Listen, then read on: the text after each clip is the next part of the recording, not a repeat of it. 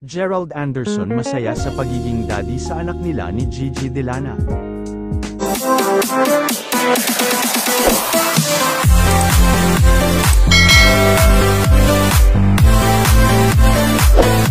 Proud umano si Gerald Anderson sa pagiging daddy sa anak nila ni Gigi Delana. Ngayong daddy na siya, handa na raw siyang magbago at gawin ang lahat para sa kanyang anak. Iba raw talaga ang binibigay na saya ng kanyang anak, nawawala raw ang pagod niya sa tuwing nakikita niya anak nila ni Gigi.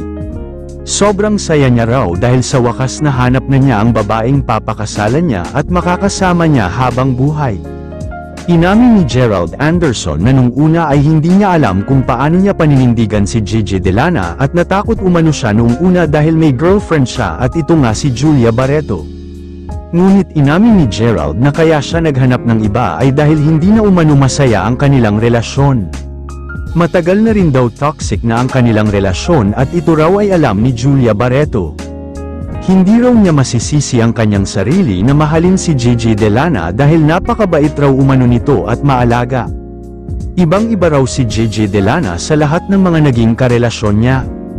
Tila raw nahanap niya na ang babaeng mamahalin niya habang buhay at gagawin niya umano ang lahat para maging masaya palagi ang kanyang magiging pamilya.